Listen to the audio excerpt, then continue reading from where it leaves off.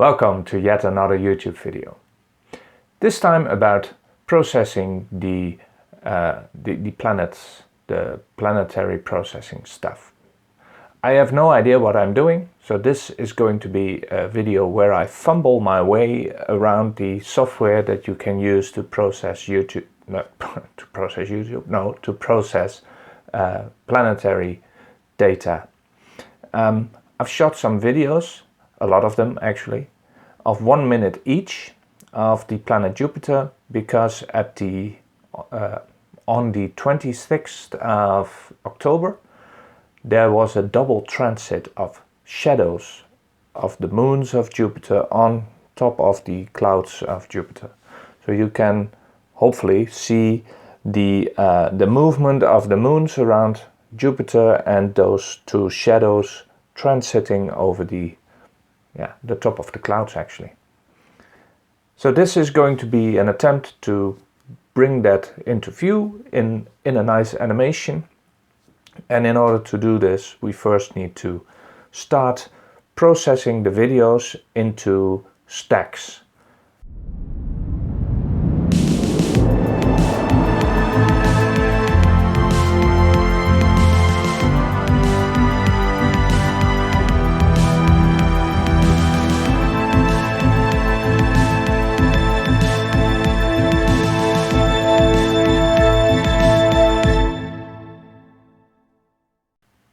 I used my ASI294MC Pro, which is not the ideal camera to do this kind of astrophotography.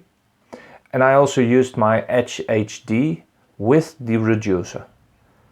Obviously with planets you want to zoom in as much as possible, and using a reducer is basically counteracting that thing. You are reducing the zoom, but for planets you would want to remove the reducer and get as close as you can get to the planet. I don't have a Barlow, so that's one reason why I didn't use it, and I also think that you need a really good quality Barlow. Everything you add in the image train will potentially lessen the quality of your of the images that you take. Enough talking, let's start with the fumbling, because I really have no idea what I'm going to do and how I'm going to do it. But what I want to achieve is to see an animation of those moons. Let's first look in Stellarium. So, welcome. Welcome to the Cosmos Observatory. This is a Stellarium background that I once made. And the Cosmos Observatory, that is where I'm a volunteer. Creating these backgrounds, by the way, is also covered in one of my other videos, which I will link up on the somewhere over there. Let's see what was happening on the 26th of October. So I'm going to open up the daytime selection, and I will go back to the 26th of October, and I will have to make it night. And then Jupiter is in the night sky. So if I zoom in on Jupiter, I will be able to see a few things. So first of all, Jupiter has the great red spot in view. So this should be visible in my videos as well.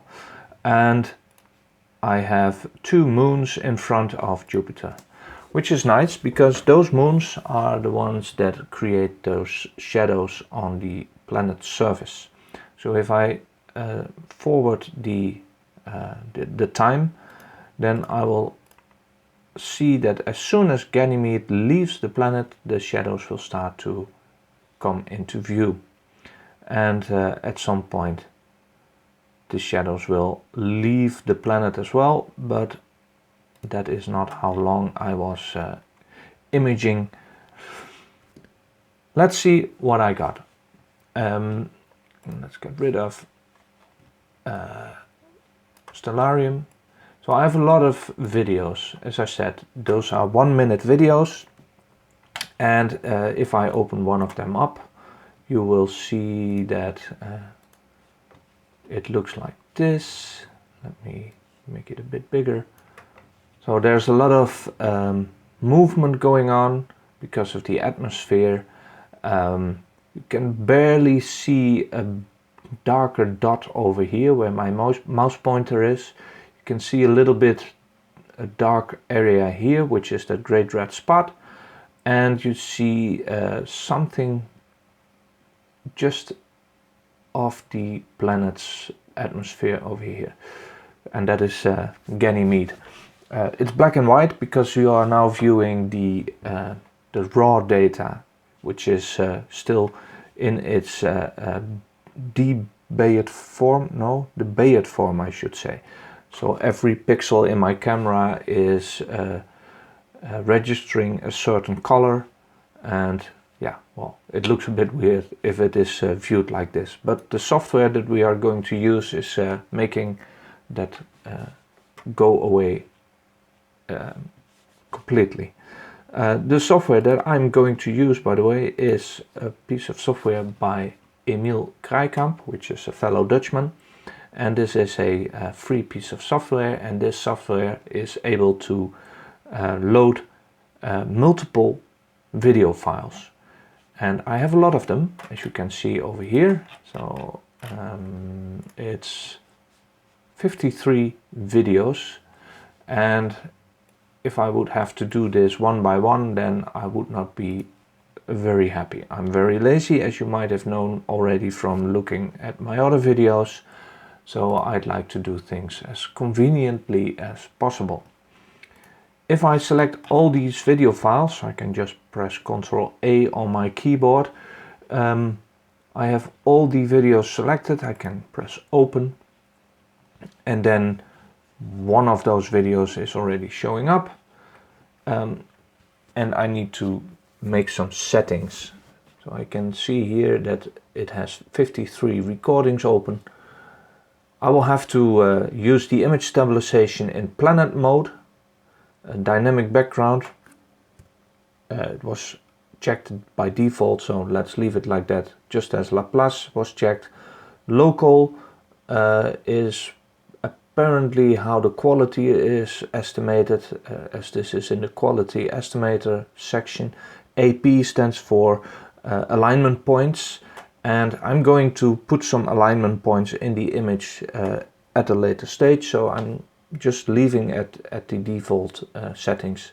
Auto size, it's all fine. I'm going to click analyze, and that is going to analyze the video. So every frame in that video is being checked, and then I see something like this. Something is going on. I don't know what, but I already noticed that if I skip to just the second frame, the third frame, then it's already okay. I have no idea what is going on over there, but I'll go with it. So I said something about alignment points. This is the point in time where I add those alignment points. Again, this is all the default settings, so the alignment point size is set to 24, and I can click a button here that says place alignment point grid. So if I do that, multiple alignment points are added to the image, and I can click the stack button. But before that, let's go over the settings I use. I will use 25% of the frames, so it is going to use only the best frames, and then only the best 25% of those frames. I don't care about normalizing. I will do that later on. RGB align, well, I think that is making sense, and I will save it in folders so it doesn't pollute my folder where I have all the video files. So it will essentially create a new subfolder in which it will store its stacks. I am using a less than ideal camera telescope combination, which is why I opted to go with the 3.0 times drizzling.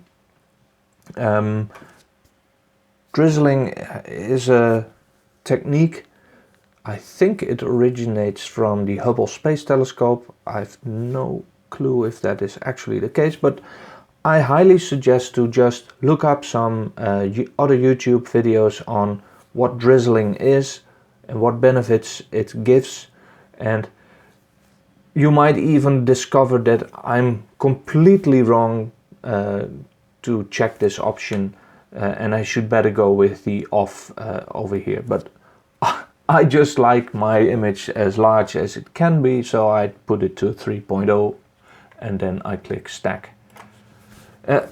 What it then will do is it will stack all the frames of this video, and then it will not stack all the frames, it will stack the best 25%, so it will do a quality assessment again, so that's the analysis phase. Apparently it did that in 6.6 seconds, nice, and then it will do the alignment, so that wobbly stuff that you saw in that raw video, that will be taken out of the equation by just moving the planet in the image in such a way that it is at the exact same spot in all the frames. It will then do that stacking, and after that stacking it does something called MAP analysis and MAP recombination. Sounds very fancy, no idea what it is, but that doesn't matter. What we will do when this stack is done is go into a different piece of software where we will edit this stack and create something that is as best as it can be. We will use something called wavelets for this.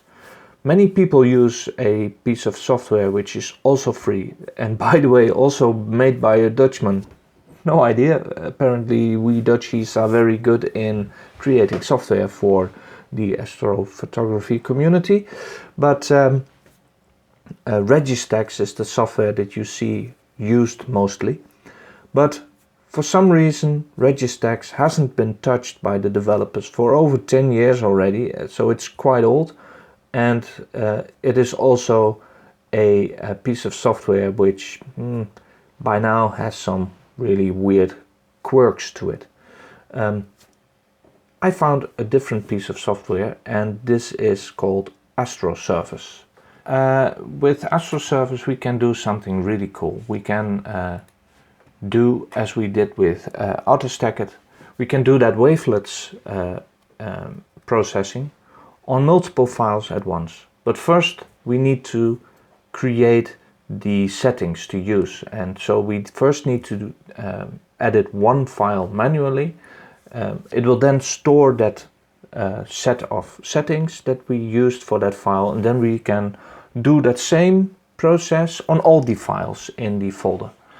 I think that's really nice. So let's go and open a file. So we already have two of them. So let's open the first one, and it will look something like this. So here we have the settings. First I need to set a region of interest. So I can drag a blue box, and then it will mean that all the processing that I do is being applied to this area of the screen first. I need to set a few sliders here to make this blurry image become something with detail in it. So what I can do is I can just drag on these sliders, and you will start to see the details appear. So this is way too much, and it's quite easy to overcook things. So I can pull back on the strength here, for instance, and then yeah, it will at some point become something that is bearable. but still there is some weird pattern noise in here, and that is, I think, one of the downsides of me drizzling this file. But I can overcome that by just applying a noise pre-filter. So I set it to to like this, and then it looks good enough for me. This is a wavelets setting in the high frequency. There's also a wavelets for low frequency, and let's see if that will improve the image even further. Something like this, perhaps a little bit stronger. Yeah, I think this looks nice. So if you've set things like this, then you can just click do all. It will apply the effect, the wavelet sharpening to the entire image, and we're done. And basically what this also did is it saved a settings file which we can use in a batch processing screen. You can reach that batch processing screen by clicking the B behind wavelets, and it will show you a pop-up that says there is a file open. What do you want to do with it? Well, close it, because we're going to do something else. So what we can do is we can load the files that we need. So by now Autostakkert already finished 4 files. It's almost done with the 5th file. No, it just started with the 5th file. So let's do that batch processing on these 4 files, so we can see what it will result in. And I can just open them, and then I need to load a parameters file, which is basically what was created when we were working on those wavelets. So if I click that load parameters button, it will show me that the last time I did something in wavelets, it stored it into this file, lastparams.aw1. If I load that, then I can process the 4 images. The file will be giving a suffix, in this case WD, which is fine. It will then not overwrite existing files, so that's nice. I can click process, and then up here it will show that it is working, and now in a few seconds it already processed 4 files for me. So that's nice. If I then go into that folder, then I will see the 4 files that Autostakkert created. Those are the FITS files, and these PNG files, those are the ones that were created by Astrosurface. And apparently a 5th one is just finished, so we can perhaps add that 5th one as well. But if we load these files into another software, in this case PiPP, the Planetary, what is it called? I always forget it. It's the Planetary Imaging Preprocessor. So we can select those 4 files, we drag it into PiPP, and then we see a screen that states that we have selected join mode because of multiple files. Well, nice. Let's get rid of this so that we have less distraction on the screen. I'd like to do a few things first. First of all, we have files, and those files, they need to be taken into account in a specific order, otherwise the animation will not work, of course. To do that, I like to click the file name column, because the file names all contain a date and a time. So in this case, the files are now in the correct order to animate. I also can click this planetary animation checkbox, which will then already preset all kinds of options that are the most suitable for planetary animation. So if I go into input options, I don't see any green text here, so those have not been changed by this animation checkbox. But in the processing tab, a lot of options have been colored green. So it will stretch the histogram white point to 95% and the histogram black point to 0%. So it will make sure that the images are making use of the I would say the biggest amount of dark and light options that there are in the file, or in other words, all the frames in the animation will be of a similar brightness.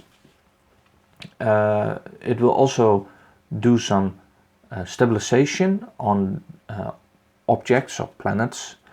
It will detect the objects. Well, it's not really useful for this case because we already know that every image that we provide to PiPP will contain a planet. We can also make PiPP automatically detect the planet. I think that is a sensible thing to do, and I can test it by just clicking the test threshold button. And you can see, because it is now completely red colored, that this is what PiPP detects as is a planet, which is good. It will also center the object in each frame, and what I like to do also is enable some cropping. I don't want the entire frame, I just want that part of the planet that is, that part of the frame which contains the planet. So I'll click enable cropping 450 by 450. Will that work? Well, let's click test options and then we'll see. Yes, that will work. So this is how one frame will look.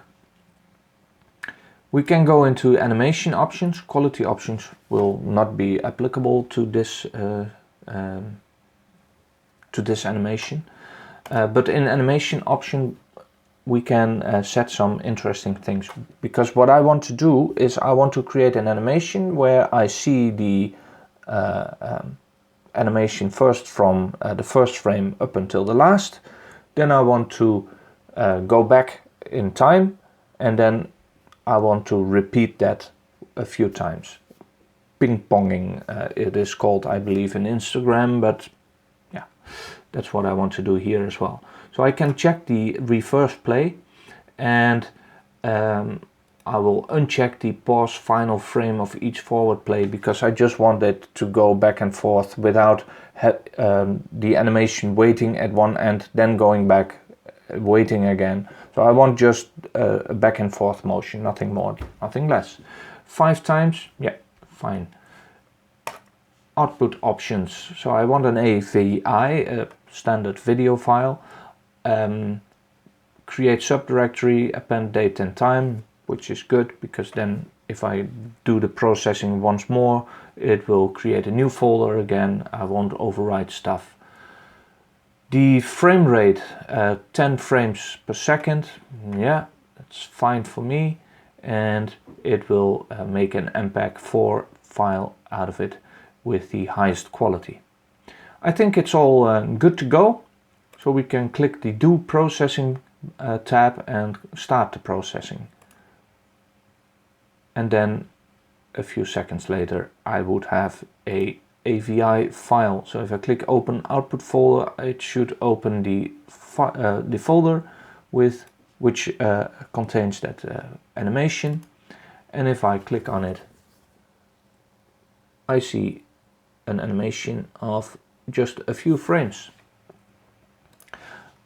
While I was talking, Autostakkert obviously created a lot more frames, so now we have what is it, 8 already, and it's almost done with the 9th. So let's wait for that 9th and then have those batch processed by Astrosurface as well.